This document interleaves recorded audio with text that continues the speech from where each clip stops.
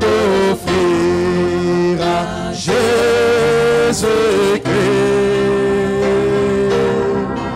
en vie, en sacrifice,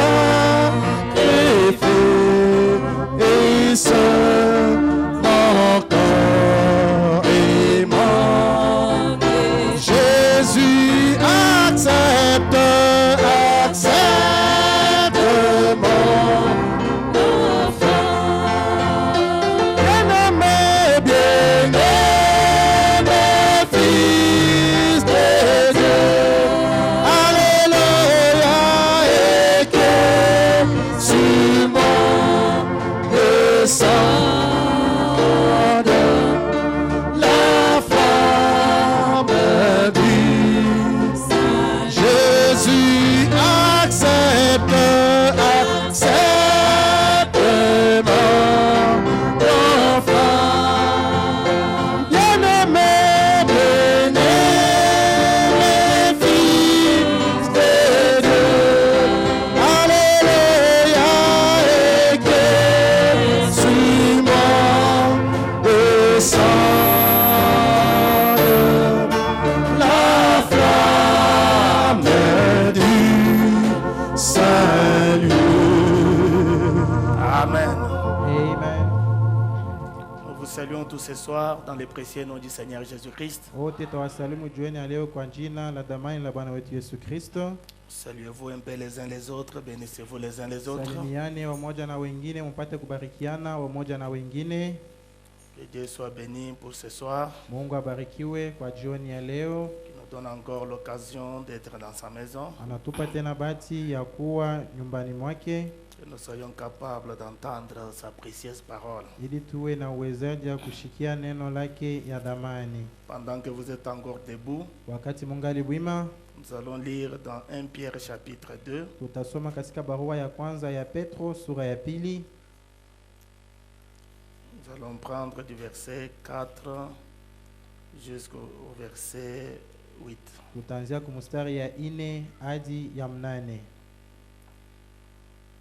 Nous lisons. Tunasoma Bon, commençons du verset 3. La Bible dit ceci. tuanzie kumustari ya 3. Biblia inasema hivi: Si vous avez écouté que le Seigneur est bon, ikiwa mnaonja ya kwamba Bwana ni mwema, approchez-vous de lui, pierre vivante, mumkaribie nini mawe iliyo hai, rejetée par les hommes, iliyotupiwa na watu, mais choisie et précieuse devant Dieu. lakini ya kuchaguliwa ya damani juu ya Mungu. Et vous-même, comme des pierres vivantes, Nini vile vile kama mawe yaliyo hai, édifiez-vous pour former une maison spirituelle, mujijenge kwa kutunga nyumba ya kiroho, un saint sacerdoce, ukuhani mtakatifu, afin d'offrir des victimes spirituelles agréables à Dieu par Jésus-Christ. kutoa zabihu za roho za kupendeza Mungu kupitia Yesu Kristo. Car il est dit dans l'Écriture, Kwa kuwa imeandikwa katika maandiko, voici je mets en Sion une pierre angulaire, tazama nimetia katika Sayuni jiwe ya mpembe, choisie et précieuse, ya kuchaguliwa na yenye ya heshima, et celui qui croit en elle ne sera point confus. naye ambaye anayeaminia yeye ashitakuwa na haya. L'honneur est pour vous qui croyez, Basi heshima ni kwenu mnaoamini, mais pour les ingrédules, la pierre qu'ont rejeté ceux qui bâtissaient est devenue la principale des langues. lakini kwao wasioamini jiwe yenye wajengaji wametupa limekuwa jiwe la pembeni, Une pierre d'achoppement, na jiwe la kikwazo, un rocher de scandale. na mwamba wa kuangusha. S'ils se heurtent pour n'avoir pas cru à la parole, Kama wanajipunga kwa kukatala neno, c'est à cela qu'ils sont destinés. jo wanaelekea kuiyo. Amen. Amen. Mettez-vous maintenant et allons dans 2 Pierre chapitre 2. Unaweza kuikala, twende katika Petro wa pili sura ya pili.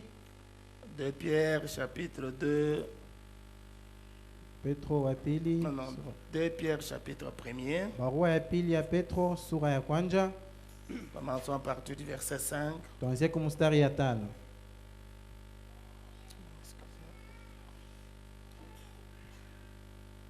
À partir du verset 5 jusqu'au verset 10. Kuanzia mustari ya 5 hadi ya 10. La Bible dit ceci. Biblia inasema hivi: À cause de cela même, faites tous vos efforts Ndiyo kwa sababu kwa hiyo mpate kujikaza pour joindre à votre foi la vertu, kwa kuunganisha kuimani yenu nguvu, à la vertu la connaissance, kunguvu yenu ufahamu, à la connaissance la maîtrise de soi, kuufahamu yenu à kujizuiza, la maîtrise de soi la patience, kujizuiza saburi, à la patience la piété, kusaburi utawa, à la piété l'amitié fraternelle, na kutawa upendo wa kindugu, à l'amitié fraternelle l'amour. na katika mapendo yenu ya kindugu mapendo. Car si ces choses sont en vous Maana maneno haya ikiwa ndani yenu et ils sont avec abondance, yenye kuwa mwana zaidi, et ne vous laisseront point oisifs ni stériles pour la connaissance de notre Seigneur Jésus-Christ. haitamiacha wavivu wala watu wasio masikio kwa ufahamu wa Bwana wetu Yesu Kristo. Mais celui en qui ces choses ne sont point est aveugle, Kwa kuwa mtu ule maneno haina ndani mwake, yeye ni kipofu, il ne voit pas de loin, asioni mbali, il a mis en oubli la purification de ses anciens péchés. yamesaulika basi utakaswa wa dhambi yake ya zamani. C'est pourquoi, frères, Kwa hivi ndugu zangu, appliquez-vous d'autant plus à affermir votre vocation mutendeni zaidi kwa nguvu kwa kushikamisha wito et yenu votre élection. na uteulo wenu, Car en faisant cela, vous ne broncherez jamais. maana mkitenda maneno haya hamutaanguka kamwe. Prions le Seigneur. Tuombe Bwana. Gloire et gloire et Alléluia. Alléluia. Gloire et gloire et Alléluia. Alléluia. Gloire et louange. Alléluia. Et tout soit pour Jésus. Présence et gloire, gloire et gloire et Alléluia. Alléluia. Gloire et gloire et Alléluia. Alléluia. Gloire et gloire et Alléluia. Que tout soit pour Jésus. Dieu Tout-Puissant, Créateur des cieux, de la terre, nous te bénissons pour cet après-midi que tu nous accordes encore pour être dans ta maison, pour venir en ces lieux, Seigneur, recevoir les instructions, pour nous préparer, Seigneur, pour ce grand départ qui est devant nous. Accepte, Seigneur, de parler à chaque cœur qui est venu sincèrement en ces lieux. Oui, nous, Seigneur, et oui, toute l'Église, oh Dieu, élève-nous dans les dimensions les plus élevées, où nous soyons capables d'entendre Dieu parler à nos cœurs. Bénis chacun de nous, Seigneur, bénis l'adoration qui a été faite en ces lieux, et bénis, Seigneur, même tous les restes de service après la prédication. Nous consacrons cette partie entre tes mains, Seigneur. Donne à chacun de nous un entendement soutenu pour ta propre gloire. En ton nom, Jésus-Christ, nous avons prié ainsi. Amen. Que le Seigneur bénisse la lecture de sa parole. Bwana bariki usomi wa neno lake. Je crois que vous vous sentez bien d'être dans la maison du Seigneur ce soir. Naamini ya kwamba unasikia mzuri kwa kuwa nyumbani mwa Bwana jioni ya leo. Alors ce soir, nous voudrons commencer un sujet très important. Hii jioni twapenda kwanza kishina kia lazima mno. Je voudrais me servir de ces écritures que nous venons de lire Napenda kutumikia maandiko tunatoka mkusoma pour parler sur la pierre de fête à 3 facettes. kwa kusemea kuhusu diwe ya kunchongo yenye kuwa na mauso tatu. Voilà, la pierre de fête à 3 facettes. Diwe ya kunchongo yenye kuwa na mauso tatu. Voilà pourquoi j'ai fait placer ce tableau ici. Ndio maana nawekesha hii ubao hapa. Ce n'est pas pour parler sur la stature de l'homme parfait, Haina ou kwa pour kusema parler kuhusu- sur ses vertus du croyant. Haina kusemea kuhusu kipima mtu mkamilifu awe ima nguvu ya mwaminifu. Mais comme je vais parler sur la pierre de fête, Manake hivi napenda kusemea kuhusu diwe ya kunchongo. mais nous ne pouvons pas arriver jusqu'à la pierre de fête qui est ici au sol. sommet ici. C'est cette pierre de fête dont je vais parler. Hatuwezi kufikia hadi kujua ya kunchongo yenye kwa kule juu Sans parler d'abord de la pyramide sur laquelle cette pierre doit se poser. bila kusemea pa mnara pale hii jua ya kunchongo inapasha kutiwa. Amen. Amen. Alors voilà pourquoi je voudrais parler sur la pierre de fête qui a 3 facettes. Ndio maana napenda kusemea kuhusu jua ya kunchongo inayokuwa na mauso tatu Ou qui a triple révélation. au yenye kuwa na maufunuo tatu. Amen. Amen. C'est-à-dire cette pierre de fête, Manake jua ya kunchongo, comme vous savez, les anciens dans les messages savent que avant là, il y a eu beaucoup de confusion autour de la pierre de fête. bale basha wakawa kwa mjumbe banajua kwamba masiku ya kumkongo ile kulikuwa mvirugo mbalimbali yule ya jua ya kunchongo. Beaucoup ont pensé que c'est ça même la seconde venue littérale et physique du Seigneur Jésus. Na mingi baliwazia kwamba njoo kuwa mumwili kwa Bwana Yesu Kristo. Mais comme les jours passent et qu'il y a aussi beaucoup qui viennent à Christ, qui croient cette parole, Hivi kuna masiku inayopita na wengi wanakuwa kui neno wanaamini Kristo. il est de notre intérêt de revenir sur ces anciens enseignements Ni lazima kwetu kurudilia hii mafundisho ya zamani pour que ceux qui viennent aussi récemment puissent connaître là où nous nous tenons et qu'est-ce que nous soutenons d'après la parole. ili wanaokuwa sasa wapate kujua wapi tunashimamia na kinini tuko nasikimiza kufuatana na neno. Amen. Amen. Voilà pourquoi nous parlons ce soir sur la pierre de fête, c'est juste l'introduction. Ndio maana hii joini kunasemea kuhusu jua ya kunchongo inakuwa tu ni kiingilio. Nous allons voir pendant tout ce temps, Tutaona muda wa hii masiku zote parce que c'est un enseignement que nous ne pouvons pas parler précipitamment pour terminer, maana si mafundisho ya kusema kwa haraka jua kumaliza. mais nous voulons parler de manière à ce que chacun puisse saisir et comprendre de quoi il s'agit. Tunapenda kusema namna kufikisha kila mtu apate kusikia na kuelewa maana ya benye tunapenda kusemea. Comme je l'ai dit, comme nous parlons sur la pierre de fête, Vile tu kunasema kuhusu jua ya nous ne kunchongo, pouvons pas directement attaquer ou parler directement sur les facettes de la pierre de fête, hatuwezi mara moja kwanza kusemea kuhusu mauso ya jua ya kunchongo sans toutefois parler de la pyramide en question, pasipo kusemea kuhusu mnara yenye njina, de la charpente sur laquelle cette pierre doit se poser. mwamba pale iye jiwe inapasha kutiwa C'est nguzo. comme quand nous construisons le temple ici, Ni kama wakati tunapojenga hekalu vous hapa, allez voir que nous avons commencé depuis la fondation. taona kwamba tulianzia kumsingi, Il y a l'élévation des murs, kunakuwa kulamusha et bibumbashi. c'est ce que nous sommes en train de faire pendant ce temps, Ni tu kunafanya muda wa hii masiku zote avant que la toiture ne vienne se poser Mbele ya- pour coiffer l'ensemble de la construction. mbele ya mwamba kutiwa kwa kukamilisha majengo yote. Amen. Amen. Voilà pourquoi nous voulons parler de la pyramide. Ndio maana tunapenda kusemea kuhusu mnara. Cette pyramide, Frère Branham dit, elle représente la montée de Hii l'église. mnara ndugu bana amesema kwamba inakuwa natambulisha kupanda kwa kanisa. Cette pyramide aussi parle ou montre comment les chrétiens, chaque croyant doit monter, doit évoluer jusqu'à la pierre de Hii fer. mnara inakuwa inaonekanisha namna gani mwaminifu anapasha kupanda hadi mkufika kujua ya kunchongo. Amen. Amen. Alors voilà pourquoi je voudrais donner quelques écritures là-dessus Ndio maana napenda kuleta maandiko chache pale juu pour appuyer ma pensée de ce soir. kwa kuhakikisha wazo yangu ya jioni ya leo. Et cette pyramide qui est devant nous, Hii mnara inayokuwa mbele yetu elle représente l'église qui monte. inatambulisha kanisa anayopanda, Elle est aussi le type du croyant. inakuwa pia mfano wa mwaminifu. Frère Branham dit ceci dans la 70e semaine de Daniel, Mu mahubiri juma ya 70 ya Danieli, ndugu Branham anasema hivi, au paragraphe 131, il dit kifungo ceci. 131 anasema Il dit, hivi, or la pyramide représente l'église. anasema japo mnara inakuwa inamaanisha kanisa.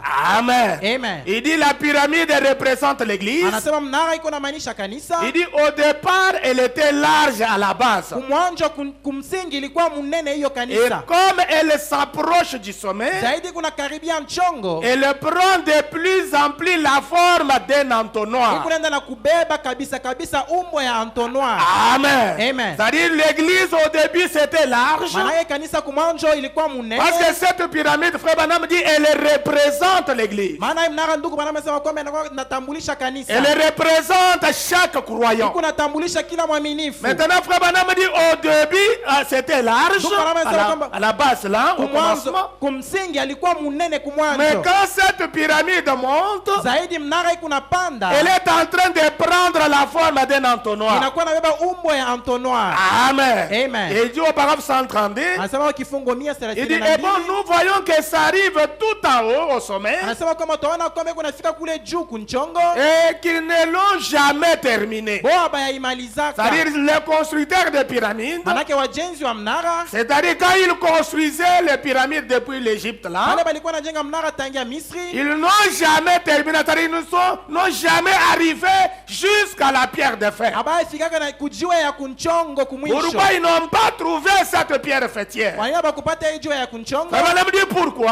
Anasema kwa nini? Il dit, je me demande bien pourquoi. Anasema najiuliza nami kwa nini? Il dit, c'est parce que la Bible a dit que la pierre principale a été rejetée. Anasema ni maana Biblia inasema Amen. kwamba jiwe ya msingi Cette imetupwa. pierre de fête-là a été rejetée. Hiyo jiwe ya kunchongwa inatupwa. Elles ont été rejetées. Ilitupiwa. Il dit, et plus, Anasema et zaidi, souvenez-vous, la pierre principale, kumbukeni jiwe ya msingi là, elle n'est pas encore dessus. bala yakuwa bado juu. Frère Branham donne deux petits coups sur les tableaux où il avait écrit. Ndugu Branham anapika mangumi mbili pa ubao penye Il dit aliandika. pourquoi? Anasema kwa nini? Ils ont donné à l'église la forme précise. Wanaleta kwa kanisa umbo hakika. Amen. Amen. Ils ont donné à l'église la forme précise. Wanaleta kwa kanisa umbo hakika. Où la pyramide, la forme qu'elle s'ajuste à la pierre principale. Au kwa mnara umbo ya kufanya kwamba ipate kueneana na jiwe ya kunchongo. Mais la pierre principale Lakini jiwe ya msingi ne s'est jamais posée. hayatiliwaka pale juu. Amen. Amen. Voilà pourquoi même quand Frère Branham avait dessiné cette pyramide, Ndio maana ndugu Branham alipochapa hii mnara, ce schéma, c'est Frère Branham qui l'a dessiné. hii mfano ndugu Branham Et il a alifuatula. placé ses vertus d'après le 1 Pierre que nous venons de lire. Anatia hii manguvu kufuatana na Petro wa kwanza. Et kule quand on tunasoma. arrive ici, il y a l'espace vide. Tunapofika hapa pafasi yenye kuwa Et wazi, vous voyez, il y a la pierre de fête qui est déjà une pyramide complète. unaona kuna kwa jiwe ya Amen. kunchongo kwa mnara ya Quand kueneana. vous regardez la pierre de fête, Unapoangalia jiwe ya c'est kunchongo, déjà une stature parfaite. ilisha kwa kipimo mzima, C'est déjà une pyramide parfaite. ilisha kwa mnara kamili. Amen. Amen. Et cette pierre est suspendue là-bas. Hii jiwe imetiwa Mais pale. l'église est montée comme une pyramide. Kanisa imepanda kama Mais il mnara, n'a jamais été coiffé. lakini haiyatiliwaka Pourquoi? juu. Parce que cette pierre Kwa principale, nini? Maana hii jiwe ya msingi, cette pierre de fer, hii jiwe ya kunchongo, Christ Kristo a été rejeté. alitupiwa na Amen. Amen. Voilà pourquoi nous voulons parler de cette pierre-là. Ndio maana tunapenda kusema kuhusu jiwe Mais ya avant mbele. d'y arriver, parlons d'abord de la Bila pyramide kufikia kule tuseme kwanza qui kuhusu mnara représente la montée de l'église inayotambulisha kupanda kwa kanisa jusqu'à la pierre de fer. hadi kujiwe ya kunchongo. Amen. Amen. Ça va nous dire pourquoi? Bwana amesema kwa nini? Ils ont donné à l'église la forme précise Wanapatia kanisa umbo hakika où la pyramide, au mnara. Branham dit la forme qu'elle s'ajuste à la pierre Bwana principale. amesema kwamba mfano ipate kueneana na jiwe ya kunchongo, Mais la pierre principale lakini jiwe ya msingi ne s'est jamais posée. hayatiwaka pale Il dit, juu. voyez-vous où j'en suis? Anasema munaona wapi niko? Il dit, n'est-ce pas? Anasema sivyo. Maintenant, il continue, il dit, Sasa anaendelea anasema 136. 136. Il dit, maintenant, Anasema sasa les ministères, huduma depuis Luther tangia Lutero jusqu'à la fin de la Pentecôte, hadi kumwisho wa Pentekosta, dans toute cette petite minorité, mwii wachache hawa ici en haut, hapa juu, c'est pour ça qu'il y a presque plus de lumière dans cet âge-ci. ndio maana mwii kizazi hakuna karibu nuru. Sur le calendrier, sur les chemins, Kukalandari njiani c'est l'âge pentecôtiste. ni kizazi ya La Kipentekosta. Pentecôte, pas la dénomination pentecôtiste. Pentekosta hapana kizebu ya Parce Kipentekosta, que eux, maana ils wao ont fait exactement comme ceux de la Odyssée. wamefanya kabisa kabisa kama watu wa Ce Laodikia. sont eux les Laodicéens. Bonjo wana Laodikia Amen. Amen. Ils ont fait comme les Nicolaïtes. wamefanya kama waaminifu wa Nikolai, Ils se sont organisés. wanajitengeneza. Il dit, mais la véritable église, Anasema lakini kanisa ya kweli, Amen. Amen. Mais la véritable église, lakini kanisa ya kweli tout autour du monde, ulimwengu yote a pris forme. imechukua umbo. Amen. Amen. Elle s'est rétrécie. Yo inapanda Amen. Amen. Jusqu'au point où un ministère hadi kufikia kwamba huduma fulani tout à fait semblable à celui de Jésus-Christ kabisa kabisa inayofanana na Yesu Kristo est venu au milieu d'elle. imekuwa katikati yayo kanisa.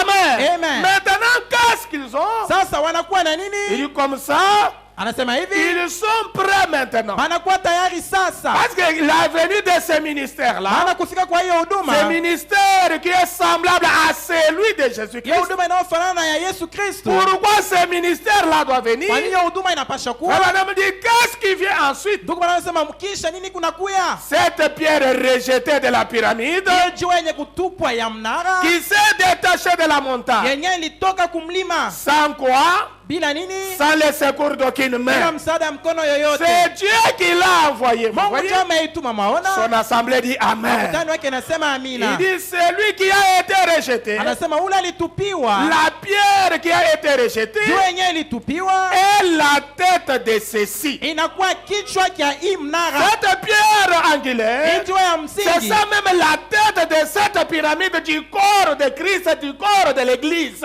njo kichwa cha hii mnara, mwili ya Kristu, mwili ya kanisa. Amen. Amen. C'est la tête qui vient se poser à chaque croyant. Ni kichwa na kwa kuditia yulu ya kila mwaminifu. Et madame continue dit, Bwana amendelea c'est la kusema, tête, ni kichwa, la pierre de fer. jiwe ya Celui-là mkuntongo. même qu'ils ont rejeté tout au long de l'âge de l'Église, Hiyo yenye des nations. banatupa muda wa kizazi kanisa cha mataifa. Celui-là même qu'ils ont rejeté tout au long de l'âge des nations, Ule mwenye bametupa muda wa kizazi cha mataifa c'est Christ. ni Kristu. Amen. Amen. Voilà pourquoi cette pierre de fer, Ndio maana hii jiwe ya kunchongo, c'est de Christ dont nous parlons. tunasema kuhusu Christ Kristu. qui a été rejeté tout au long de l'âge des nations. Kristu aliyetupiwa kadiri ya kizazi ya kanisa watu wa mataifa. Voilà pourquoi nous parlons qu'au début l'église était large. Ndio maana tunasema kwamba kumwanzo kanisa ilikuwa mnene. Quand il essaye de monter, Inaopima kupanda, il est en train de se rétrécir kuenda na kugonda, pour prendre la kwa forme kuchukua umbo, qu'elle doit s'ajuster à la pierre principale. ipate kueleana na jiwe ya kunchongo. Amen. Amen. Voilà pourquoi au début de la foi Ndio maana chrétienne, kumwanzo wa imani ya Kikristo, cela a commencé avec l'âge de hiyo fer, ilianza na kizazi cha Efeso. dont le messager était Paul. Mwenye mjumbe alikuwa Paulo, Et la vertu de cet âge-là, na nguvu ya hiyo kizazi c'était la foi. ilikuwa imani. Amen. Amen. Après Éphèse, Kisha Efeso vient Smyrne, kunakuwa Smurna, qui avait le messager Irénée, mjumbe wake alikuwa Irene. et la vertu de leur âge, Kipaji ya kizazi ou la yao brique de leur jour, au litafanya msiku yao c'était la vertu. ilikuwa nguvu. Amen. Amen. Après cette deuxième âge, Kisha hii kizazi ya pili vient le troisième âge, kunakuwa kizazi kia qui est tatu, l'âge de Pergame, ilikuwa kizazi kia Pergamo, dont le messager était Martin, mjumbe alikuwa Martino, et la vertu de leur na âge, nguvu ya kizazi yao c'était la connaissance. ilikuwa ufahamu. Amen. Amen. Et là, l'église montait. Pale kanisa ilikuwa Jusqu'à ce ikipanda que nous arrivons dans l'âge de Thyatire, hadi tunafika mkizazi kia Tuatira, dont le messager était ule Colomba, mjumbe alikuwa Kolomba, et la vertu de leur na âge, nguvu ya mkizazi yao c'était la tempérance. ilikuwa kujizuiza. Amen. Amen. Maintenant, nous arrivons dans l'âge de Sardes, Tumefika mkizazi kia qui Sarde, est le cinquième âge, ilikuwa kizazi kia dont tano, le messager était ule Luther, mjumbe alikuwa Luteri, et la vertu de leur na âge, nguvu ya mkizazi yao c'était la patience. ilikuwa saburi.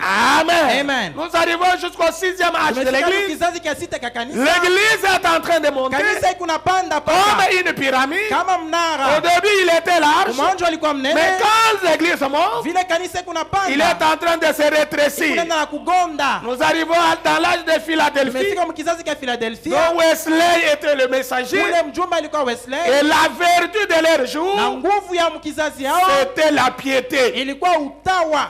Amen. Amen. Est-ce que vous êtes ici ce soir? Esi mko hapa jioni ya La leo, vertu de cet âge, c'était la piété. nguvu ya mwiyo kizazi ilikuwa Maintenant, utawa. nous arrivons au septième âge de l'église, Tunafika kizazi ya saba ya kanisa qui est notre âge, yenye kuwa kizazi yetu, dont le messager c'est William Branham. ambao mjumbe ni William Branham, Et la vertu de notre na âge, nguvu ya kizazi yetu c'est l'amour ni fraternel. upendo ya kindugu.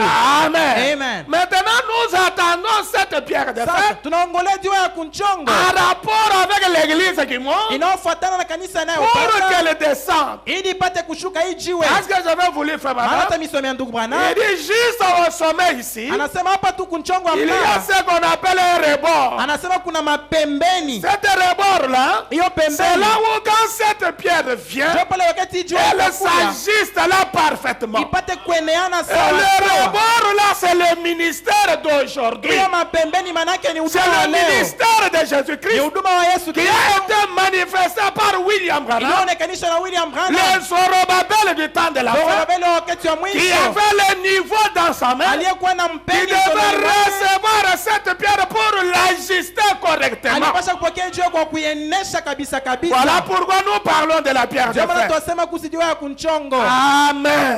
Amen. Frère Branham dit quelque chose Ndugu ici. Branham anasema kitu fulani Dans la hapa. stature de l'homme parfait, Mahubiri kipimo ya mtu mkamilifu 232 et 242 dit ceci. 232 Je vous ai dit, je suis juste à l'introduction. Nous parlons d'abord de comment l'église monte pour arriver jusqu'à la pierre de fer. Niko kiingilio tu kunasema kuhusu namna gani kanisa linakuwa napanda hadi mkufikia kujiwa ya kunchongo. 232 frère Branham dit ceci. 232. Il dit alors maintenant, anasema japo sasa vous arrivez. umefika. Il dit ensuite j'ajoute la charité.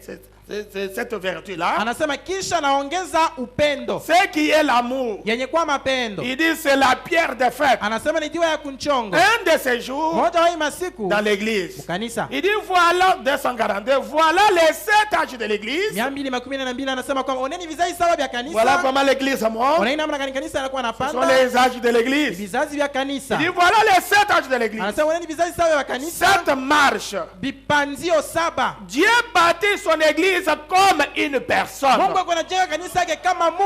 Amen. Amen. C'est comme ça que Dieu a bâti son église Mungu anajenga kanisa yake comme une personne. kama mtu. C'est-à-dire chaque croyant maintenant. Manake kila mwaminifu Je sasa. vous ai parlé comment ça représente l'église. Ameonyesha au fil namna des gani âges. anatambulisha kanisa. Maintenant, kwa vizazi. chaque croyant Sasa kila mwaminifu doit avoir la foi comme vertu. anapaswa kuwa na imani kama nguvu. À la vertu, Paul a dit à la foi, ajouter la vertu. Kuimani Paulo anasema kuongeza nguvu. À la vertu, ajouter la connaissance. Kwa nguvu kuongeza ufahamu. À la connaissance, la tempérance. Ufahamu kuongeza À la kujizuiza. tempérance, la patience. Kujizuiza saburi. À la patience, la piété. Saburi utawa. À la piété, l'amour fraternel. Utawa upendo wa kindugu. À l'amour fraternel, l'amour. Upendo wa kindugu mapendo yenyewe. Amen. Amen. C'est-à-dire, cette pierre de fer Manake jua ya kunchongo doit venir s'ajuster, souder ses vertus dans chaque croyant. inapasha kueneana kuunganisha hii nguvu ndani ya kila mwaminifu. Chaque croyant doit avoir la foi, Kila mwaminifu anapasha kuwa na la imani, vertu, ufahamu, la connaissance, nguvu, la tempérance, kujizuiza, la patience, saburi, la piété, utawa, l'amour fraternel. mapendo ya C'est kindugu. alors que le Saint-Esprit vient Ndio pale Roho Mtakatifu inakuja comme la pierre de fer jua ya kunchongo pour souder ces choses en vous. jua kuunganisha hii bintu ndani Voilà yenu. pourquoi Paul a dit, Ndio maana Paulo anasema celui qui n'a pas ses vertus yule en lui, anakosa hii nguvu c'est ndani un yake. aveugle. Yeye ni kipofu. Amen. Amen. C'est un aveugle. Ni kipofu. Il est stérile. Yeye ni tasa. Alors vous comprenez que nous sommes appelés, Unaelewa kwamba comme tunaitwa chaque croyant, monter jusqu'à avoir ses vertus en nous, kila mwaminifu apande hadi mpokee hii nguvu pour yote que ndani la yetu. pierre de fête descende Ili jua ya kunchongo ipate et kushuka soude chacune de ses vertus en nous. ipate kuunganishwa kila mmoja wa hii nguvu ndani C'est mwetu. là où Frère Branham dit, Ndio pale ndugu bana wanasema voilà certains de uneni l'église, vizazi sawa vya kanisa cette marche, vipanzio saba. Dieu bâtit son église comme une personne, Mungu anajenga kanisa yake kama mtu un individu en lui-même. binadamu ndani mwake. La gloire, la puissance de Dieu descendent Utukufu uwezo wa Mungu inashuka à travers ceci, kupitia hii nous soudons ensemble. ikituunganisha pamoja.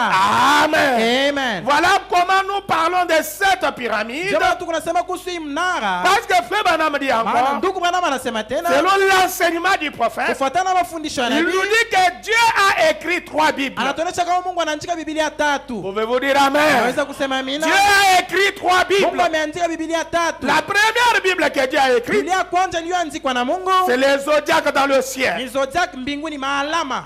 Amen. Amen. Les zodiacs dans le ciel. Zodiac mbinguni. La deuxième Bible, Biblia ya pili Frère Branham dit la pyramide. Mungu anasema kama mnara. Et la troisième Na Bible, Biblia ya tatu c'est cette Bible en papier que nous avons. hii Biblia maukurasa tunayo. Cette Bible des intellectuels. Hii Biblia benye elimu. Et nous pouvons aussi lire les prophètes là-dessus. Tunaweza kusoma nabii pale juu. Amen. Amen. Pour prouver cette pensée-là. Kwa kuhakikisha hiyo Parce que wazo. comme nous parlons de la Maana pyramide, hivi tu kunasema kuhusu la mnara. pyramide c'est l'une des 3 Bibles que Dieu a écrites. Mnara inakuwa moja wa Biblia tatu iliyoandikwa na Mungu. Ce sont des choses que les croyants doivent Ni connaître. vitu waaminifu wanapasha kujua. Amen. Amen. Nous ne parlons pas du zodiaque ce soir. Tuseme kuhusu zodiac magharibi ya Nous ne leo. parlons pas de cette Bible en papier Tuseme kuhusu Biblia mu ou makaratasi. cette Bible écrite. Hai Biblia yenye Mais nous kuandikwa. parlons de cette deuxième Bible qui est la pyramide. Tuko nasema kuhusu Biblia ya pili inakuwa Pour mnara. arriver à la pierre de fête qui est notre sujet en question. Kwa kufikia kuziwa kunchongo inaokuwa kishina yetu. Amen. Amen. Dieu a écrit 3 Bibles. Mungu ameandika Biblia tatu. Et la première Bible, Na Biblia ya kwanza c'est les zodiacs dans le ni ciel. zodiac Vous mbinguni. pouvez lire dans Job 38, Unaweza kusoma katika Ayubu 38 du premier verset jusqu'au verset 8, kwanza mstari ya kwanza hadi ya 8, et jusqu'au du 28 à 33, toujours dans Job 38. 28 hadi 33 mpaka Ayubu sura 28.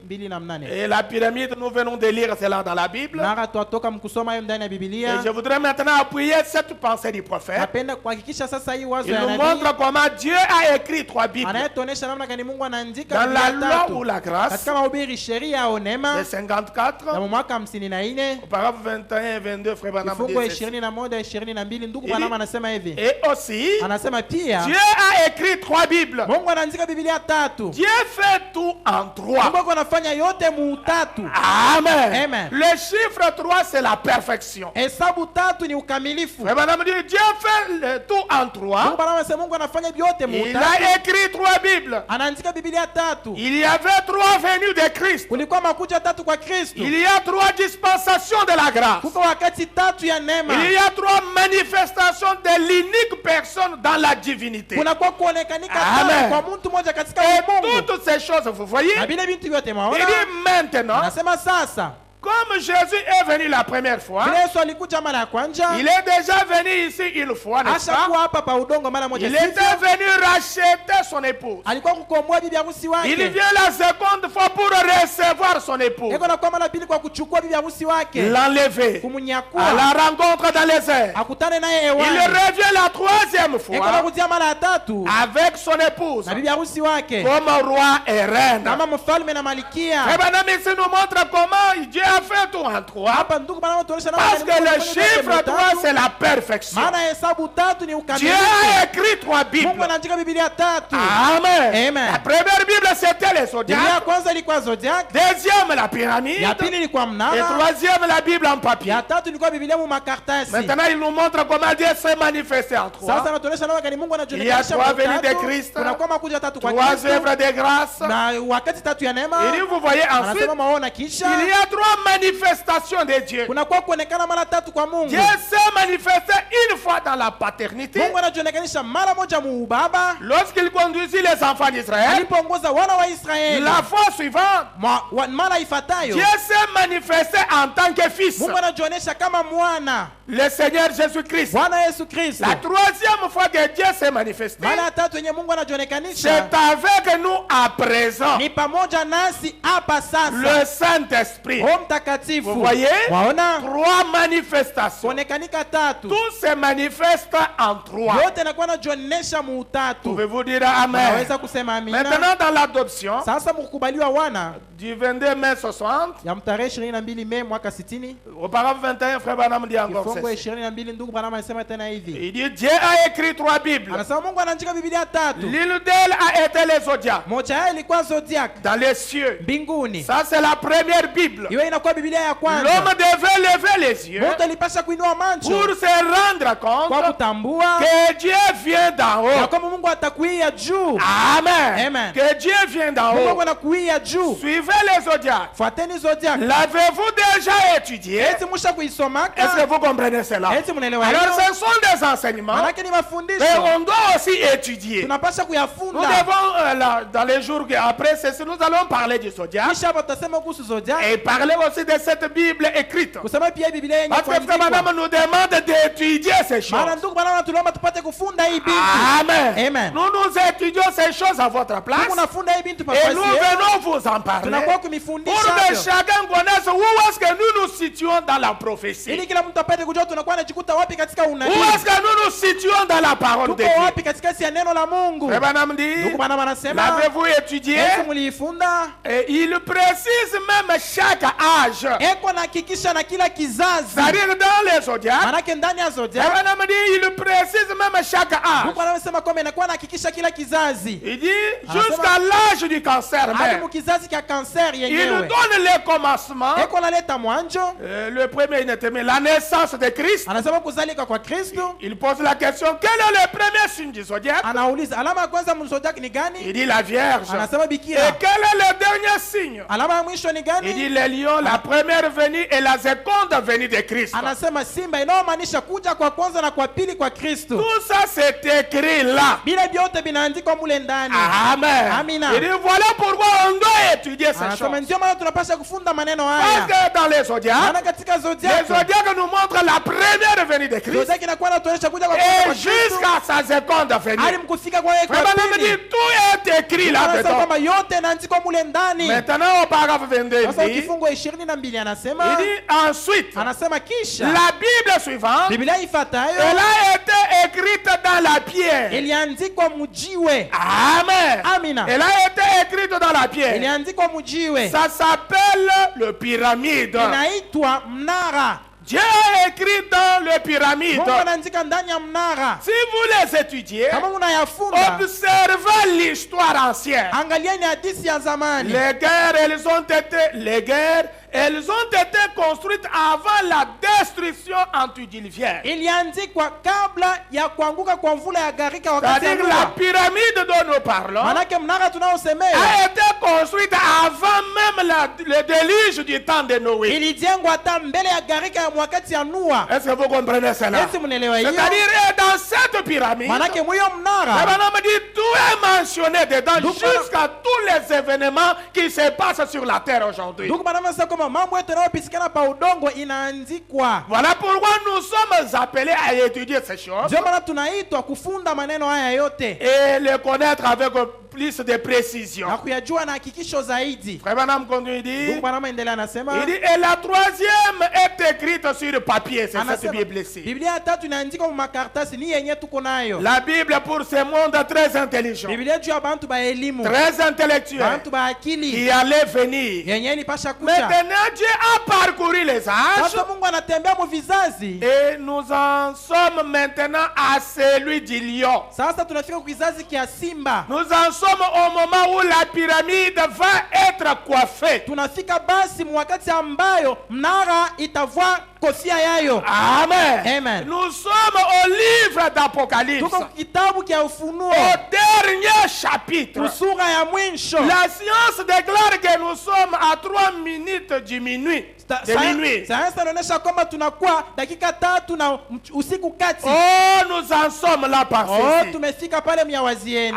Amen. Amen. Tu dois remarquer. Anasema tambueni. Prenons par exemple la pyramide. Wewe kwa mfano mnara C'est facile. ni wepesi. Elle a une forme semblable à celle du triangle. Iko na umbo inayofanana na ya triangle. C'est ce que nous sommes en train, c'est ce qui est au tableau Ndio ici. yenye kuwa kubao hapa. Maintenant, dans les noms blasphématoires, Sasa katika manjina ya makufuru, Frère Branham dit encore quelque chose ndugu ici. Branham anasema tena kitu fulani. Il dit maintenant remarquez ceci, Anasema sasa tambueni hivi que Christ, ya kwamba Kristo, Dieu a écrit 3 Bibles. Mungu anaandika Biblia tatu. La première Bible était dans le ciel. Ya kwanza ilikuwa mbinguni. Elle est appelée les zodiacs. Inaitwa zodiac. Amen. Amen. Eh bien, si vous ne connaissez pas les livres de Job, Vema kama mjua kitabu kia Ayubu, j'oublie simplement parce que c'est dans Job 38 où j'ai donné les références ici. ni kwa Ayubu sura 13 namna inaleta elekeo C'est hapa. ce que Frère Branham voulait donner à l'église. Ndio kile ndugu Branham alikuwa anapenda kuleta kwa kanisa. Maintenant, au paragraphe 69, il dit Sasa ceci. ukifungo Et remarquez que dans les zodiacs, anasema kwamba tambueni ya kwamba mzodiac. avec quoi cela commence-t-il?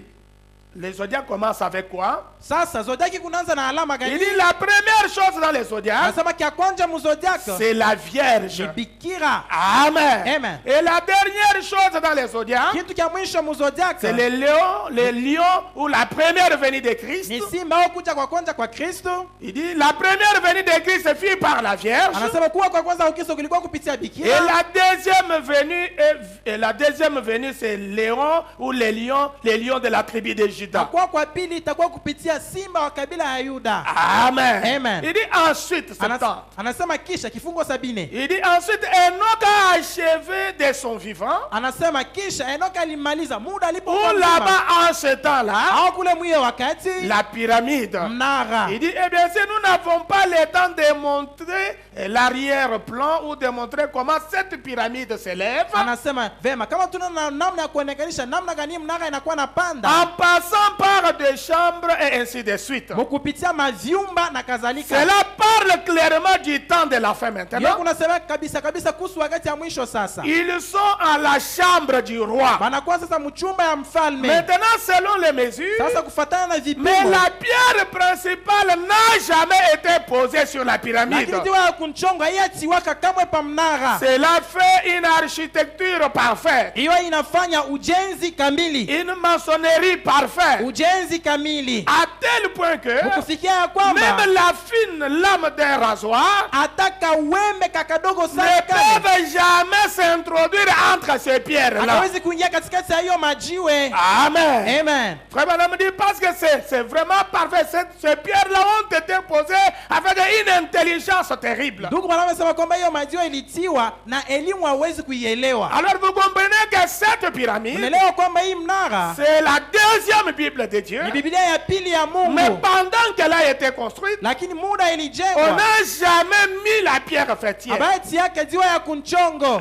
Amen. Amen. Pourquoi cette pierre-là a été rejetée? Kwa nini? Maana hiyo jiwe ilitupwa. Voilà pourquoi, Frère Branham, quand vous allez aussi prendre dans la stature de l'homme Wale parfait, mtasoma katika kipimo wa mtu au mkamilifu paragraphe 233, kifungo 233 il confirme la même chose. Il dit, kunahakikisha mambo moja. il dit Anasema maintenant, s'il vous plaît, sur bande, que l'on sache, anasema sasa samani pakanda wapate kujua partout que je n'enseigne pas ceci comme une doctrine, pahali pote kwamba sifundishe hii kama uaminifu fulani. ce que je vais dire maintenant, Kile napenda kusema je sasa, vais simplement vous montrer avec l'aide de Dieu napenda tu kuwaonesha kwa msaada wa Mungu ce que c'est vraiment, ce que la première Bible que Dieu a écrite, kabisa kabisa, maana Biblia ya kwanza yenyewe Mungu anaandika c'était les zodiacs dans le ciel. ilikuwa zodiac mbinguni. Cela commence par une vierge. Hiyo ikunanja na bikira, Cela se termine par les hiyo lions. ikunamalizika na simba. Quand j'arriverai à ce sixième ou ce septième saut, Itakapofika pamuri wa sita au wa saba, vous verrez ce qu'il en est. mtaona maana yayo kabisa Quand kabisa. cet autre saut fut ouvert, Wakati muri ingine ilifunguliwa, il dit les signes du zodiaque de cet endroit, anasema alama ya zodiac hapa hii fasi c'était le cancer. ilikuwa kanser. Les poissons qui se croisent, Samaki inayopambana, c'est l'âge du cancer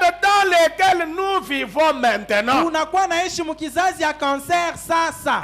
Amen. Amina. Il dit révéler. Anasema ni kufunuliwa, Révéler la chose suivante, que les seaux, une fois rompus, kufunuliwa kitu kifuatayo ya kwamba muri kisha kuvunjwa elle révèle les lions, ikunafunua simba, la seconde venue de Christ. kuja kwa pili kwa Kristo. Il vient la première fois à la Vierge, Eka nakuwa mara ya kwanza kupitia bikira, il vient ensuite comme lion. kisha iko nakuwa kama Il simba. dit, j'aimerais qu'à travers, il dit, maintenant je ne sais pas si je vais avoir le temps, Anasema kwamba sijue kama sasa atakuwa na wakati, je vais vous montrer, je vais faire de mon mieux pour vous montrer ces marches sont dans la pyramide. napenda kumjikaza kwa kumenesha kwamba hivi vipandio binakuwa katikati ya mnara. Exactement. Hakika Il dit la seconde Bible que Dieu a écrite. anasema Biblia ya pili yenye Mungu anaandika, Enoch les a écrites Enoka anaandika et les a placées dans la na pyramide. ameiweka ndani ya mnara.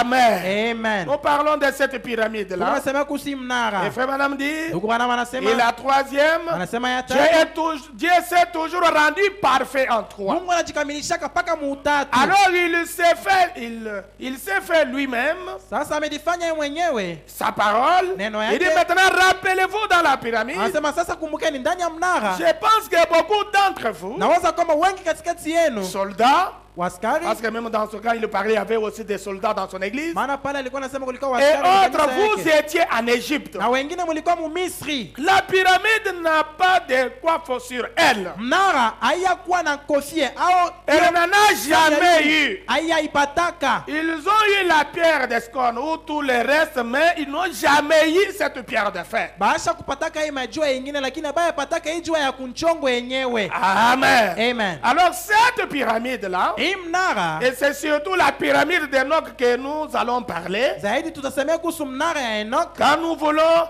parler sur la pierre de fête à 3 facettes, Tunapopima kusemea kusijua ya kunchongo yenye kuwa na mauso qui a tatu, triple révélation. yenye kuwa na maufunuo tatu. Alors nous voulons parler de cette pyramide d'Enoch Tunapenda kusema kuhusu mnara ya Enoch, que le prophète s'est servi dans son enseignement. ile nabii alitumikia katika mafundisho yake. Comme vous savez, quand vous voyez même dans les fouilles des archéologues aujourd'hui, Munapoangalia katika machunguzo ya haba ya quand on montre l'Égypte, on présente ces pyramides-là, les choses qu'ils ont construites quand l'Égypte était la grande puissance mondiale. Wanapoonesha Misri, wanapoonesha bintu venye walijenga wakati Misri ilikuwa uwezo kubwa ya ulimwengu mzima. Parmi les choses qu'ils ont construites, les pyramides, c'est parmi des grandes choses qu'ils ont bâties en leur jour. Katikati ya bintu kubwa walijenga mwakati yao, mnara inakuwa katikati ya bile bintu. Mais vous allez remarquer que ces pyramides-là qu'ils construisaient en leur jour, Tangalia kama minara walikuwa najenga mwakati yao. ils construisaient ces choses-là. Ceux qui avaient des grands moyens, se construisaient des pyramides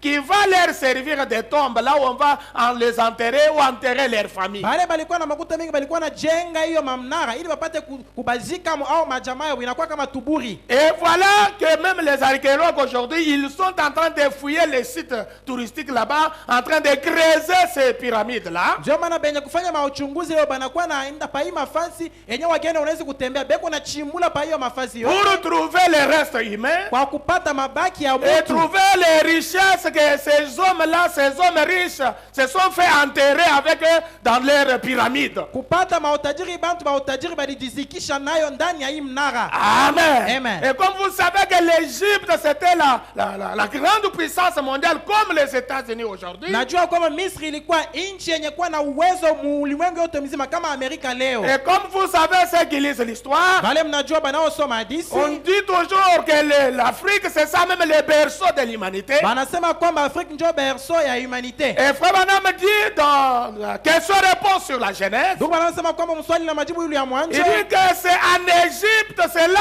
où Dieu avait placé les jardins d'Éden. anasema kwamba Misri ndio mule Mungu alitia bustani ya C'est Edeni. là où le premier homme a existé. Ndio kule mtu wa kwanza aliishi. Pouvez-vous dire Amen? Naweza kusema Nous amina. sommes en train de parler de ces choses-là. Tunaposema kuhusu bintu, Parce que quand nous parlons des jardins d'Éden, tunaposema kuhusu bustani ya ce n'est Edeni, pas un jardin comme vous avez celui qui est derrière votre maison, là où vous plantez des feuilles de manioc, des patates, des légumes et tout ça, des tomates et tout ça. Ce n'est pas les jardins d'Éden. N'ayez pas cette idée-là de vos petits jardins que vous pouvez avoir derrière la maison. pale beko nasema kuhusu mambo ya bustani, ushuazie ya kumkongo wa nyumba yako kule kunajipanda mashude shini na vyote, hapana. Ou un grand champ que vous pouvez Hawa avoir. mashamba munene utapanda minji, hapana. Mais le jardin d'Éden là, Manake bustani ya il Edeni est hiyo, écoutez même ce que la Bible dit ici. mfuate kile Biblia inasema hapa kuhusu Dans bustani yenyewe. Genèse chapitre 2. Katika Mwanzo sura ya pili. Parce que nous sommes en train de parler un peu de l'origine, là où on avait bâti ces pyramides-là. Maana tu kunasema Pour kuhusu montrer que l'Afrique ici, c'était l'Égypte était la première puissance, la grande puissance mondiale. tukuna meonyesha fasi mnara ilijengwa kwa kumeonyesha kwamba Misri ilikuwa nchi. C'est ya là où il y uwezo avait le mkubwa. jardin d'Éden. Njo pale palikuwa bustani ya Edena. C'est là où a vécu Adam Njo kule Adamu aliishi. et tous ces hommes-là du commencement. Na bale bantu La wote création wa de l'humanité. mwanzo wakati ya maumbile ya ulimwengu. Et vous allez voir que même dans le jardin d'Éden, là, il y avait des fleuves qui sortaient, qui arrosaient. Et ces fleuves-là, la Bible est en train de donner même les noms ici. Mtaona kwamba bustani ya Edena kulikuwa mamito ilikuwa natoka iko na mimea maji. Hapa Biblia italeta manjina kwa hiyo mamitoni au mabahari. Et quand vous voyez même dans l'encyclopédie biblique là, vous allez voir que ces fleuves-là qui tournaient dans l'Éden là prenaient presque quelques pays comme l'Égypte, Libye, Irak, Syrie et même l'Éthiopie, c'est-à-dire cette corne d'Afrique là. Toute cette contrée là, c'était l'Éden. C'était même le jardin d'Éden et ça prenait les parties de l'Afrique. Mnapochunguza katika encyclopedia Biblia mtaona kwamba hiyo mabahari ilikuwa inatokea mbustani, ilikuwa na mimea mainchi inayozunguka kama Libya, kama Iraq, hiyo mainchi yote ingine. C'est là où nous parlons nous-mêmes en tant qu'Africains. C'est pour que nous ne puissions jamais nous sous-estimer. Dieu a quelque chose, Dieu a un plan merveilleux avec le peuple africain. Ndio maana tu kunasema kama Wanaafrika Mwafrika, tushipate kujizarau, maana Mungu anakuwa na mapa ya damani na taifa ya Mwafrika. Dans Genèse chapitre 2, Katika Mwanzo sura ya pili, le verset 8 jusqu'au verset 15, la Bible dit ceci. kuanzia mstari ya 8 hadi ya 15, Biblia inasema hivi. Il dit, puis Dieu planta un jardin en Éden, Bwana Mungu akapanda shamba kwa upande wa du mashariki, côté de l'Orient. upande wa mashariki ya Et Edeni. il y mit l'homme qu'il avait formé. Akatia pale mtu ambaye alifanya. L'Éternel Dieu fit pousser du sol des arbres de toute espèce, Toka udongo Bwana Mungu akaotesha kila miti ya kila aina, agréable à voir et bon à manger, na mzuri kwa chakula na kwa kona, et l'arbre de la vie au milieu du na jardin, mti wa uzima vile vile katikati ya et shamba, l'arbre de la connaissance du bien et du mal. na mti wa kujua vizuri na Le vibaya. verset 10 dit, Mstari ya 10 nasema, un fleuve sortait d'Éden moto alikuwa natoka Muyadena pour arroser le jardin, kunyesha maji et shambani. de là il s'est divisé en 4 bras. Toka kule ilikuwa najitawanisha katika vipande ine. Le nom du premier était Pichon, Jina la kwanza ilikuwa Pisoni, et c'est lui qui entourait tous les pays d'Avila où se trouvait l'or. Et les pays là, on montre ce sont les pays du côté de l'Égypte, là où habitaient les Arabes. ndio ilikuwa nazunguka nchi nzima ya Avila. Inaonyesha kwamba ni pale Baarabu palikuwa na ikala, C'est-à-dire c'est du côté de l'Égypte. manake ni kungambo ya Misri. Alors vous comprenez que tous ces contrées là, c'était toujours dans les jardins Kule d'Éden. unaelewa kwamba hiyo mahali yote ilikuwa paka mubustani ya Yadena, Et lors de ces pays épurs, na pale zaidi ya hiyo nchi epur non, lors de ces pays épurs, na zabu ya hiyo nchi inakuwa safi. on y trouve aussi des bélium et la pierre d'onyx. Kule kunakuwa bedola na hiyo jiwe ya onyx. Le nom du deuxième fleuve, Jina la mto wa pili c'était Kilion. ni Gihoni, C'est lui qui entoure tous les pays des couches. ndio inaozunguka nchi nzima ya Ethiopia. Et quand vous allez couche là, c'est le pays d'Éthiopie là. On a C'est pas l'Éthiopie là. on a- Toute cette contrée là, c'était dans l'Éden de Dieu. Hiyo yote nzima ilikuwa katika bustani ya Mungu. Et le nom du troisième Jina la mto wa tatu était Iddekel. ilikuwa Itedekili, C'est celui qui coule à l'orient de la Syrie. njo hiyo inaotililika kule kusuria. Le quatrième fleuve, c'est l'Euphrate. Na mute wa ine ilikuwa Furati. L'Éternel Dieu prit l'homme Bwana Mungu akatoa et Mungu le plaça dans le jardin d'Éden akamtia shambani mwa pour Edeni cultiver et pour le garder. juu ya kulima na Amen. kulichunga. Amina. Voilà tous ces pays-là, ces fleuves-là à 4 bras tournoyaient, tous ces pays-là, c'était dans l'Éden de Dieu. Ndio maana hiyo mainchi yote mito yote ilikuwa na mauso tano, ilikuwa nazunguka. Hiyo mainchi yote ilikuwa bustani ya Mungu. Aujourd'hui, ces endroits-là sont vraiment saccagés aujourd'hui par des terroristes, il y a des bombes, il y a des explosions. C'est dans l'Éden de Dieu que tous ces endroits sont pillés et détruits aujourd'hui. Leo mafanzi yote kunakuwa bakamikazi ba mingi banakuwa na makombora, manake inakuwa katika bustani ya Mungu. Njoo hiyo fanzi yote beko naiba mahali mautajiri nao kuwa pale. Voilà pourquoi frère Branham, le prophète de Dieu, Ndio maana ndugu bana nabii wa Mungu, lui, il aimait le peuple africain. yeye alikuwa anapenda wanaafrika. Amen. Amen. Dieu ne fait exception des personnes. Mungu ashitoshake mtu akikana Dieu na n'est ubaguzi. pas un raciste. Mungu ana ubaguzi. Toutes les nations de la terre lui appartiennent. Taifa zote pa udongo ni Que vous yake. soyez noirs, Uwe mweusi, jaunes, uwe blancs, kinjano. chinois, indiens, Mzungu, tous mchina, nous mwanaindia. appartenons à Dieu. Wote tuko ba Mungu. Nous sommes comme des fleurs dans son jardin. Tunakuwa kama maua ndani ya shamba yake. Voilà pourquoi frère Branham, Ndio maana ndugu Branham il avait l'estime des Africains alikuwa na heshima juu ya et il Wanaafrika. aimait aller chez les Africains que nous sommes. Alikuwa anapenda kwenda kwa Wanaafrika ambao ni sisi. Lui-même dit, Dieu m'a envoyé vers ce Yeye peuple-là. anasema kwa Mungu anaituma kwa Wanaafrika.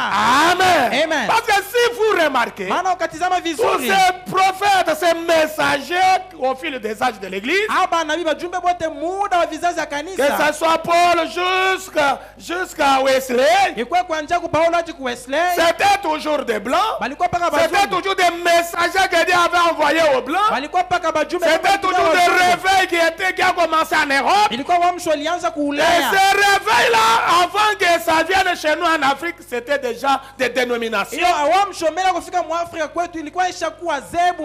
Amen. Amen. Chez nous, on nous amenait que des hôpitaux, des écoles, des infirmiers, des traductions de littérature. Mais on n'a pas goûté la puissance qu'avait le réveil. Parce Parce que c'était toujours destiné au blanc. kwetu walikuwa natuletea tu mahospitali, mashule na bintu mbalimbali, manake tuyaonjaka uwezo ya uamsho, maana ilikuwa naelekea mpaka kwa wazungu.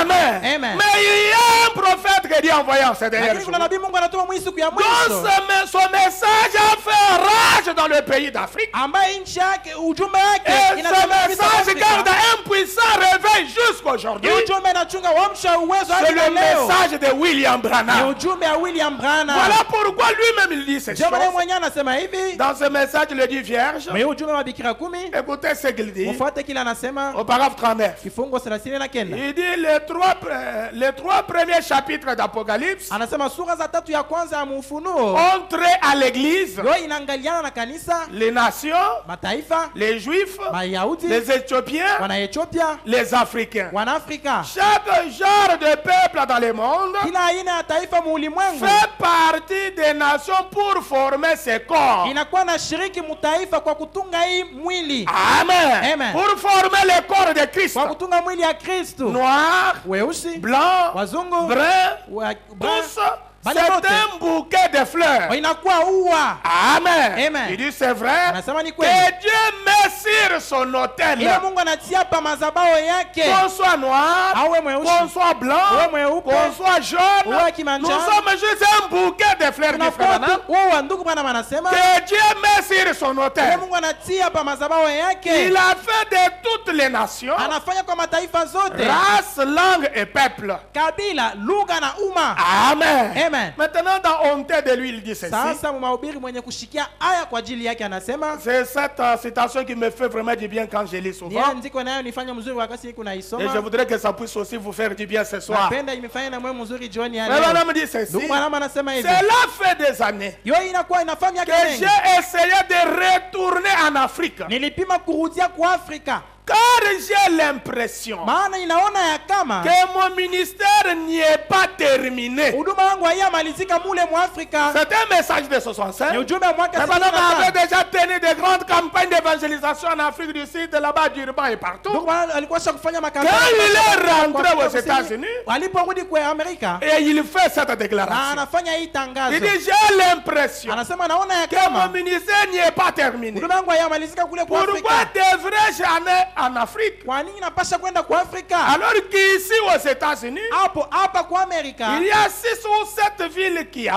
Kuna kwa- m'appellent pour qu'il aille prêcher là-bas. kunakuwa midi sita au tatu inaonyalika nipate kwenda kubiri kule, Juste en restant au Canada, mpaka mkubakia kule ku Canada, au Mexique ou n'importe lequel de ces endroits. kule ku Mexico au fazi yoyote mahali hiyo. Pourquoi voudrais-je aller là-bas? Kwa nini tapenda kwenda kule? Mais c'est quelque chose dans mon cœur Lakini ni kitu fulani moyoni qui mwangu m'attire en Afrique. inaoni kokota nyende kwa Afrika. Amen. Amen. Il y a quelque chose dans le cœur. Il y avait quelque chose dans le cœur du prophète de Dieu Kulikuwa kitu ndani ya moyo wa nabii wa Mungu qui l'attirait vers l'Afrique. ilikuwa namkokota kwa Cela Afrika. n'était pas dans le cœur de Paul, Wai kukuwa ndani ya dans moyo le cœur wa de Paulo, Wesley, de Luther et des autres. hakuwa moyo wa Wesley, Luther na wengine. Leur réveil, Wamsho ya leur message ujumbe hapo nous est parvenu comme une dénomination. kwetu inafika kama zebu. Amen. Amina. Ça n'avait pas la puissance de changer la vie des gens. Haikuwa na uwezo wa kubadilisha maisha Ça ya n'avait watu. pas la puissance d'emmener le Saint-Esprit dans la vie des Haikuwa na gens. uwezo wa kuleta Roho Mtakatifu ndani ya C'était maisha ya plein de watu. la politique et autre chose. Ilikuwa tele na siasa na kadhalika. Amen. Amen. Mais maintenant, il y a quelque chose dans mon Mungu cœur anasema kwamba kuna kwa kitu qui fulani moyoni m'attire mwangu. en Afrique. Inaoni kokota kwa Il y a Afrika. quelque chose que j'aime dans ces gens. Kuna kitu inayopenda ndani ya wale bantu ba kwa Afrika. Oh, que Dieu soit béni. Oh, Mungu abariki. Dieu, en travers William Mungu Branham, kupitia William il Branham avait vu quelque chose de bien. aliona kitu fulani kizuri ndani mwetu. Dans quelques messages, frère Branham dit, Maujumbe chache ndugu il Branham dit, anasema, j'aime ces peuples d'Afrique. napenda hiyo taifa Eux kwa n'ont pas Afrika. de soucis. Wao baikaleka na Ils mangaiko. ne s'inquiètent pas. Il Hawajisumbuake. dit, j'aime ces gens-là. Anasema napenda Quand wale ils bantu adorent Dieu, wanapoabudu ils Mungu. l'adorent de tout leur cœur. Wako na mabudu kwa moyo Ils wote. sont toujours joyeux. Wako paka na furaha kila wakati. Amen. Amen. Ils n'ont pas d'inquiétude. Abakaleka na masumbuko. Si Dieu vous a aimé au travers de Branham, moi je dois vous aimer de la même manière. Mungu akikupenda kupitia Branham, nami napaswa kumipenda mnamo. Amen. Amen. Si Dieu nous a loués au travers de son prophète, Kama Mungu anatusifu kupitia nabii vous devez wake, comprendre que nous sommes importants pour Dieu. tunapaswa kuelewa kwamba tuko bantu ba lazima juu ya Mungu. Ne vous Amen. sous-estimez jamais. Hapana Ne kujibenga. vous méprisez jamais. Hapana kujidharau. Dieu, dans le cœur cœur de William Branham Mungu katika moyo wa William était Branham attiré vers l'Afrique. alikokotwa kwa Afrika. Pourquoi? Kwa nini? Parce que Dieu avait un peuple en Afrique. Maana Mungu alikuwa na taifa Dieu ndani ya devait Afrika. avoir une épouse qui devait sortir de Mungu l'Afrique. alipasha kuwa na bibi harusi alipasha kutokea kwa Afrika. Frère Branham Amen. dit, Ndugu Branham anasema j'aime ces gens-là. napenda bale Il y a bantu. quelque chose que j'aime dans ces gens. Kuna kitu inayopenda ndani ya bale bantu. J'aimerais aller simplement pour les gens de couleur, Napenda kwenda tu juu ya watu weusi. pour leur parler de Jésus-Christ. Kubasemea tu juu ya Yesu Kristo. Frère Branham dit, Ndugu Branham anasema il dit quand ils écoutent cette parole, wakati bako nasikia hii neno il dit, anasema j'ai l'impression naona ya que kama ça serait susceptible de ils seront à mesure de recevoir cette parole. inaonekana kwamba watakuwa na uwezaji wa kupokea hii neno. Ils le seraient. Il y Itawezekana. a quelque chose là-dedans. Kuna kitu fulani mule ndani Si yako. vous allez dans un lieu où les gens sont tellement instruits Ukaenda mufanzi ile bantu basha kufunda sana et qu'ils connaissent tout, na banajua vyote. Dieu ne peut rien faire. Mungu ashiwezi kuwafanishia Voilà kitu. pourquoi Frère Branham a eu beaucoup de difficultés avec les Ndio maana Américains. ndugu Branham alipata Dans changamoto ces mengi pays na de Waafrika. haute science, Mwiyo inchi les ya gens où usilimu. on prêche aux gens qui ont vraiment de l'instruction. Mule anakuwa anafundisha Frère bantu Branham wanakuwa dit na Dieu ne peut usilimu. rien faire. Anasema Mungu ashiwezi kutenda Mais kitu si vous kule. allez dans un lieu Lakini ukaenda où mufanzi les gens veulent écouter et apprendre, kuna bantu banapenda kusikia na kufunda. alors c'est le temps de Dieu Hapo ni wakati ya Mungu. où il va s'approcher et vous parler. Mule atakukaribia na kukusemea. Amen. Amen. Amen. Amen. C'est là où vous voyez qu'il faut être disposé à recevoir la Ndio pale parole. mnaona kama napasha mkwe tayari kwa kupokea Vous neno. verrez que dans les années passées aux États-Unis, Taona kama miaka iliyopita kwa Frère Branham Amerika. pouvait tenir de grandes campagnes Ndugu d'évangélisation Branham angeweza kufanya où makampeni les Blancs kupasha venaient wengine. en multitude pour écouter la parole. Kuna wazungu walikuwa na kwa mamilioni kwa kusikia neno. Mais les quelques années plus tard, Miaka chache il baadaye était difficile même d'avoir un bon nombre dans l'église. bilikuwa vya nguvu kupata hata bantu kidogo bazungu De telle mkanisa. sorte qu'aujourd'hui, là, Kufikia kwamba les leo grandes églises ne comptent pas beaucoup de croyants comme chez nous en Afrique. Ici. makanisa kubwa kule kwabo haina na waaminifu bamingi kama huku kwetu kwa Afrika. Aller aux États-Unis, en Europe, dire que je suis pasteur de 500 personnes, mais tout le monde vous regarde. Mais comment vous surveillez tous ces gens-là? Enda kubulaya kule kwa Amerika sema kwamba niko mchungaji wa Moi, je makondoo suis pasteur de 2000 croyants, 10 000 croyants. Ils se tiennent à la tête. Ils disent, vous avez le temple de quelle dimension? La climatisation est comment? Ekali yako na bunene kani huku na climatiseur yaje parking yako inawezaka magari ya bote. Alors vous comprenez, un jour, Frère Branham est venu, on a trouvé ce que les croyants ne voulaient pas entrer autant parce que les climatiseurs ne fonctionnent pas. Ils disent aux administrateurs, arrangez d'abord le climatiseur et nous allons venir les jours suivants. Bantu wakati ya kuingia mkanisa wanasema kwamba tutaingia maana climatiseur inaalabika. Wazamiri mutengeneze tutakuwa kesho kushikia sauti ya Mungu. De telle sorte qu'il faut toujours cajoler ces croyants-là. Kufikia kwamba inapasha kubabembeleza kwa wengia mkanisa. Il faut leur donner des vacances. Ba upatie kwa wakati ya Vous kupumzika. irez en Europe, on a fermé l'église pour 2 mois, les croyants sont en vacances. Utakuta Il y en a kubulaya qui sont kwamba partis en vacances en Banafunga- Australie, les autres en Afrique. Bon, on va ouvrir après 2 mois. kanisa inakuwa saa masomo. Banaleta bantu mapumziko banenda banasafiri kisha miezi mbili batafungula. Les autres disent, mais pourquoi vous ne donnez pas aussi des Wengine banasema vacances ici? kwenda kukaleke mavakansi jua nini? Non, nous nous aimons Dieu. Shie tunapenda Mungu. Nous sommes un peuple vers lequel le cœur du prophète a été Shie attiré. tuko taifa kule moyo wa nabii ilitumiwa. Frère Branham dit quelque chose ici dans Hébreux chapitre 7, deuxième Katika partie. Waebrania sura ya 7 sehemu ya pili ndugu Branham anasema Il dit plus tard, baadaye 299. Il dit 299 un peu plus tard, il se peut que anasema il nyuma dit, kabisa si itawezekana. Dieu le permet très bientôt, Bwana akiataka je hapa dois sasa, aller en Afrique conformément à une vision. napasha kwenda kwa Afrika kufuatana na ono. Je pense que je ne prospérerai jamais beaucoup dans mes réunions tant que je ne serai pas allé en Afrique. Naoza kwamba sitafaulu kabisa na Amen. kazi yangu wakati Comprenez que même les prophètes de Taona Dieu, kwamba hata Dieu lui nabii avait donné la vision d'aller en Afrique. Mungu alimupa ono Il kwenda dit kwa que Afrika. je ne peux pas prospérer Anasema siwezi tant kufaulu que je ne sois parti en Afrique. kama Pourquoi? siende kwa Parce Afrika. que Dieu, dans sa grande pensée, Maana Mungu mwanzo wake Dieu, kubwa. dans sa vision, à Mungu lui, muono yake il vous yeye voyez, vous et moi. alikuwa anakuwa na Il wewe a mie. fallu que son prophète Ilipaswa nabii yake puisse mtakatifu toucher notre sang, apate kuwa puisse Mwafrika, apporter la parole aux apate Africains. kuleta neno kwa Wanaafrika. Frère Branham dit, je pense que je ne prospérerai jamais beaucoup Naoza kwamba sitafaulu kamwe dans mes réunions kwa mikusanyo tant yangu que je serai allé en Afrique wakati sitaenda kwa pour Afrika accomplir cette kwa vision. kutimiza hii ono. Amen. Amina. Il devait venir chez nous. Alipasha kuwa C'est-à-dire kwetu. nous sommes un peuple Manake. qui était dans la vision de Dieu. Tuko taifa iliyokuwa ndani ya ono ya Mungu. Dans démonologie domaine physique,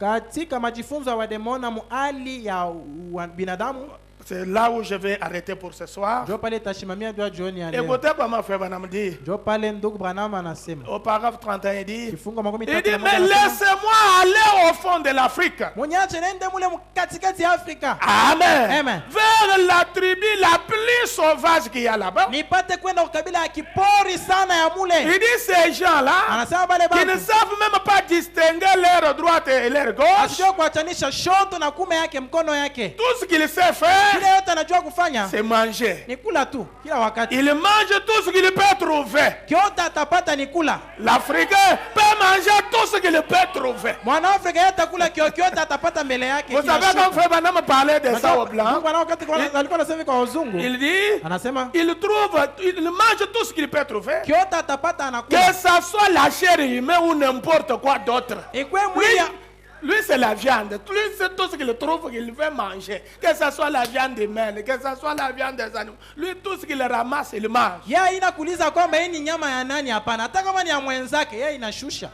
Il dit, laissez-moi prendre, il dit, laissez-moi le prendre à la main à l'âge de 5 ans. Anasema wacha ni mbambe kumkono kumyaka ya 5. Même si c'était un petit de 5 ans. Hata kama ni mtoto wa Si miaka je 5. peux le prendre de l'Africain Kama là, unaweza kumchukua il mwanamke va aussi kumkono. parler bien l'anglais que vous. Yeye atasema Uingereza kuliko wewe. Ce sont des êtres humains. Ni banadamu. Amen. Amen. Pendant que Frère Branham parlait qu'il mange les fruits qui tombent des arbres qui ont déjà pourri, il va essuyer simplement à son corps comme ça les fruits et il commence à manger. Un frère blanc dit, est-ce que ce sont des humains ça? Pale ndugu Branham alikuwa anasema kwamba wale bantu wa Mwafrika atalokota tunda ya koza anaipanguza tu hivi anakula. Ndugu fulani mkanisa anasema kwamba eske bale ni bantu tu. Frère Branham dit, ce sont des êtres humains comme Ndugu vous. Branham anasema kwamba ni Ils Mungu peuvent sawa vous wewe. donner du sang, ils peuvent vous sauver la vie. Anaweza kukupa damu na kukuponyesha. Amen. Amina. Il dit, ces gens-là, Anasema bale quand bantu ils entendent l'évangile, wanaposikia injili ils lèvent leurs mains vers Dieu. wanainua mikono kwa Ils Mungu. disent, oh frère Branham, reviens encore Oh, là. ndugu Branham kutia tena.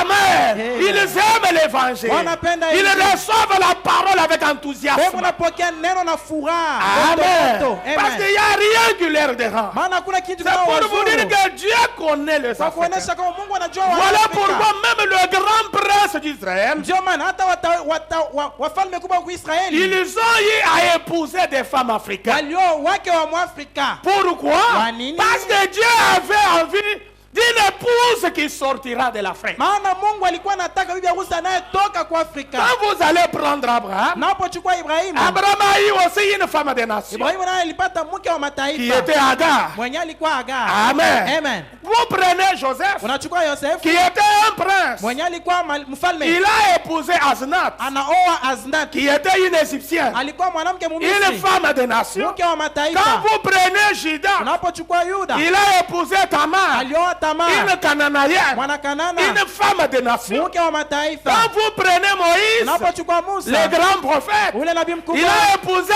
Séphora, anaoa une Sephora, femme des nations, mke wa une mataifa, éthiopienne. mwana Ethiopia. Quand vous prenez le grand Boaz, Unapochukua Boazi il mkubwa, représentait Christ ule alikuwa lui-même. anatambulisha Kristo Boaz mwenyewe. a épousé Ruth. Boazi anaoa Rutha, Amen. Amen. Une femme des nations. mke wa mataifa. La liste est longue, mes amis. Mimi siko mrefu. Pourquoi ces gens-là allaient vers l'Afrique? Kwani wale watu C'est walikuwa parce Afrika, que Dieu, maana Mungu dans sa pensée, katika wazo il avait yake un peuple qui sortira de là. ulikuwa ilipasha kutokea Et kwa c'est Afrika. dans l'Afrique Na ni kwa Afrika. que Enoch a construit cette pyramide. Ndio Enoka anajenga hiyo Que mnara. nous parlons et que nous allons parler pendant Ile ces tu jours. kunasemea nyewe tutasemea muda wa hii masiku Que le yote. Seigneur Dieu vous bénisse pour ce Bwana soir. anibariki jua jioni ya leo. Pendant que je vous prie à vous tenir Wale na debout, wasimpate kushimama. je voudrais que chacun de nous comprenne. Napenda kila mmoja wetu apate Et Dieu kuelewa avait envie d'un peuple qui va sortir de ce continent. ya kwamba Mungu mwanzo wake alikuwa naona taifa lipasha kutokea kui kontina ya Afrika. Et nous sommes ce peuple-là. Na sisi tuko hiyo taifa. Nous sommes le peuple vers lequel le cœur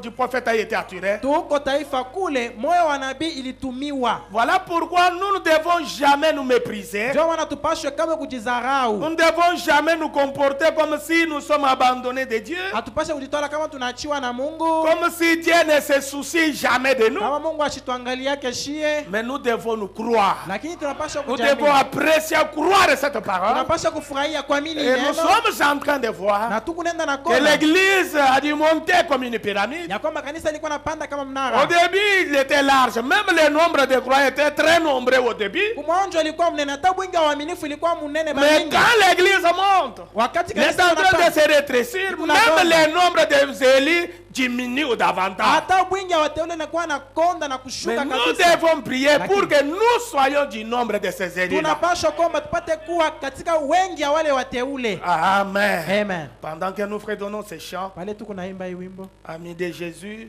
rafiki wa Yesu, crois seulement cantique numéro 80 amini tu wimbo namba 50 sur la page 30, crois seulement. makumi mnane pa ukurasa Nous allons 30. chanter en battant nos mains et nous Tutaimba allons nous tukipiga approcher mikono auprès du Seigneur na dans la prière. tutamkaribia Bwana katika maombi.